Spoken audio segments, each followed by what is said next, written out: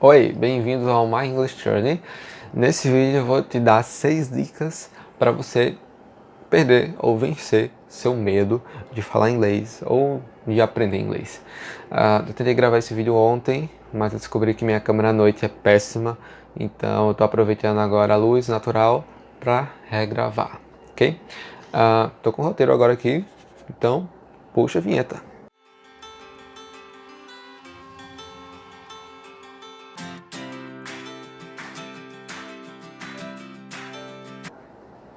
Oi, sejam bem-vindos. Bom, já para começar, a primeira, né? Don't worry about your mistakes. Don't worry about your mistakes. Não se preocupe com os seus erros. Nativos não ligam para os seus erros.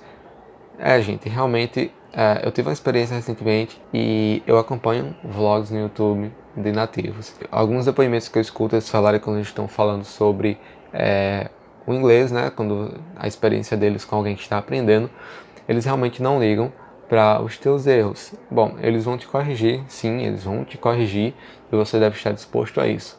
Mas realmente eles não ficam dizendo, ó, aquela pessoa errou, haha, ela errou, começa a rir de você. Esse problema, gente, que você tem aí, e que eu tenho, que todo mundo tem aqui, que está aprendendo inglês, é com brasileiros. Então, outro ponto é que brasileiros gostam de rir de brasileiros. É simples assim, igual a 1 mais 1. Uma coisa que eu quero te dizer que você não deve ligar para isso é porque se um nativo que sabe falar a língua e ele sabe que você está errando, não ri de você, não liga para os seus erros, por que que você deve ligar para um brasileiro que geralmente é uma pessoa que não sabe falar, só está te achando estranho porque você está aprendendo? Por que que você deve ligar para aquela pessoa que não sabe nada de inglês e rindo de você? Inglês, gente, vai mudar a tua vida, tá? Inglês vai mudar a tua vida, escuta o que eu tô dizendo. Quando você está na faculdade, por exemplo, pelo menos eu sou da área da saúde, então todas as coisas, todos os updates que saem na minha área são em inglês. Então eu vou dar um passo à frente, junto com meus colegas que também sabem falar inglês ou que têm uma noção de inglês. Então quem não tem vai ter que esperar ser traduzido ou vai ter que esperar alguém ler para traduzir ou dar um curso sobre aquilo para poder aprender aquilo. E isso eu estou falando da minha área, então tem outras várias coisas aí. Quando você viajar, por exemplo, você vai ter a liberdade de sair pelos cantos, pesquisando as coisas ou conhecendo novos lugares sem necessidade de um guia, aquela coisa toda. Então há muitas vantagens, tá? A outra coisa é o importante, é você conseguir transmitir a sua mensagem. Então, quando você já está começando a falar o inglês, os nativos não vão reparar no teu erro a partir do momento que você começa a transmitir a sua mensagem com sucesso. Então, a comunicação é isso, é você transmitir o que você quer falar, expressar aquilo que você quer falar para outra pessoa. Então, a pessoa não vai reparar no teu erro, vai te corrigir na verdade. A melhor forma de você falar isso é dessa forma. E aí você começa a ter as suas experiências, que é o outro ponto que eu vou falar agora aqui. Os erros são uma ferramenta para você melhorar seu inglês. Então, quanto menos palavras você usar para expressar aquela ideia, né, transmitir aquela mensagem, significa que você está melhorando. Então, se eu usava, sei lá, 5 palavras para transmitir que eu quero aquela coisa, e agora você só usa 2, I want it, eu quero. Então, você já está melhorando, você aprendeu novas formas de falar aquela palavra, entendeu? Então, os erros é que vão fazer você aprender essas coisas. Você não deve esperar ser perfeito na gramática para poder começar a falar inglês. Isso é um erro muito comum. Não faça isso. Não faça jamais. Jamais. Ok, segunda coisa, saia da sua zona de conforto. Essa é a parte mais difícil. Realmente é a parte mais difícil porque mexe com a gente, porque a zona de conforto é aquela coisa que é fácil. Então, quando a gente começa a ter dificuldades, aquela coisa toda, a gente tem a tendência a não querer fazer. Mas essa parte que fica difícil é justamente a parte que vai estimular você a aprender novas coisas. Então, saia da sua zona de conforto. Um exemplo simples, se você é iniciante, ok, tá lá no Duolingo. Eu tenho nada contra o Duolingo, na verdade eu recomendo, depois eu vou gravar um vídeo sobre isso. Mas você tá lá no Duolingo, aí você está aprendendo, aí você começa a aprender algumas coisas já bem interessantes, você já começa a formular as palavras, e aí você já começa a achar fácil o Duolingo. Só que qual é o problema? O problema é que você não quer sair do Duolingo, o Duolingo está em você. Mas, gente, por favor, Ele não é uma ferramenta para te deixar fluente em inglês, deixar você já saindo falando inglês. Ele é uma ferramenta que vai te auxiliar, e para quem está iniciando, ele é uma ferramenta que vai dar assim uma boa noção dos pronomes iniciais, dos tempos verbais, um pouco.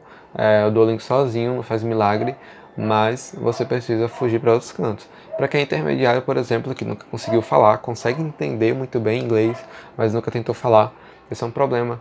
Porque aí você está com medo de falar, porque sai da sua zona de conforto, mexe com sua cabeça, vai ter que criar palavras, ter que criar contextos, ter que pensar na gramática, para você poder montar. Às vezes isso dá preguiça, isso às vezes, não estou afim de fazer, ou então pode ser aquela coisa primeira que eu disse, né? As pessoas vão rir de mim, enfim, pode ser N motivos. Você tem que sair da sua zona de conforto e só um pouquinho aí.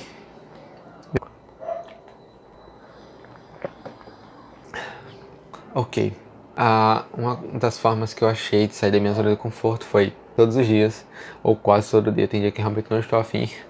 Saio, né, daqui de casa para ir para a universidade para academia, da academia para o trabalho. Nesse percurso, eu fico falando coisas sobre o meu dia anterior, ou então coisas que eu estou vendo agora no meu dia a dia. Por exemplo, quando eu estou voltando da universidade para academia, geralmente eu passo pelo shopping, eu reparo em coisas na rua, eu fico conversando comigo. Oh, there is a store right across the street. Okay, this is the mall of my city, Midway Mall. Okay, so there's the supermarket, Nordestão. E eu começo a falar, ali está tal coisa, e ali está outra coisa, e eu começo a, sei lá, como se eu estivesse apresentando uma cidade para alguém. E isso ajuda muito, tá? Ajuda muito mesmo. Terceira coisa, não dê passos muito largos, tá? O problema é que às vezes você traça a sua meta para, sei lá, eu quero ser fluente daqui a 6 meses. Poxa, você não sabe nada de inglês e quer estar fluente daqui a 6 meses. É meio impossível isso de acontecer, né? É meio difícil. Você pode, tudo pode acontecer nessa vida, mas trace metas possíveis, porque aí você vai ficar frustrado porque você não conseguiu chegar naquele ponto que você traçou, porque na verdade foi um erro de cálculos. Olha, você achou que poderia alcançar aquela meta e você acabou não alcançando ela porque realmente você não tem aquela base ainda que você deveria ter, e etc. Então, a minha dica é trace metas a curto prazo. Então, por exemplo, você que está iniciando agora, do nada, do zero, aqui para o final desse mês de março, eu quero já falar minha rotina sem dificuldades no Simple Present, por exemplo. Isso é uma meta bem simples, bem fácil, então você consegue fazer isso. Aí você não precisa ficar se martirizando, eu não consegui aquilo que eu planejei. Vai te dar mais motivação quando você alcançar aquela meta pequena que você colocou, você vai traçar outra, e depois vai traçando outra, e aí vai subir na escadinha a passos curtos. É assim que a gente aprende. E para quem é intermediário, da mesma forma. Sei lá, tem uma parte que é o Connect Speech, que é justamente por isso, já falando aqui, que geralmente você aprende o inglês de uma forma na escola. I want to buy a car. Só que aí o cara nativo não fala assim, I want to buy a car. So, tem o diálogo conectado, né? O Connect Speech. Só que o Connect Speech tem 4 subdivisões para você entender bem as coisas. Então, daqui a um mês eu já quero saber o Connect Speech. Não, né? Pelo amor de Deus. Cada um das subdivisões exige um tempo para você se acostumar e você saber as coisas. Então, trace metas pequenas que você vai alcançá-las, ok? Ok, quarta coisinha, ache um parceiro para praticar, tá? Essa é uma parte difícil, sim, é uma parte muito difícil, na verdade. Tem algumas ferramentas para você fazer isso e tem uma dica assim, mesmo se você achar ótimo, que é iTalk e Cambly. São 2 ferramentas que você pode ter contatos com professores nativos. Se você é iniciante, não há nada que lhe impeça de usar essas ferramentas, porque existem professores bilíngues. Então, se ele fala português e inglês, se você é iniciante do zero, ele vai te dar uma noção como você falar certas coisas, já porque ele fala português e inglês. Para quem já é intermediário e entende, então tem os professores nativos em inglês que eles vão te dar as dicas, e a prática da fala é super importante. São pagos, realmente exigem que você tenha uma graninha.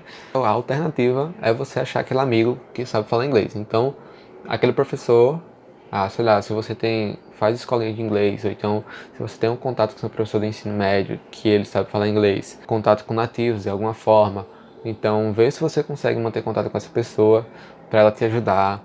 Geralmente quando a pessoa é mais próxima, você se sente mais confortável, tá? Então, vê se você consegue achar uma pessoa, porque é super importante, tá? É realmente muito importante você ter um parceiro, alguém para te corrigir, alguém apenas para te ouvir falar inglês.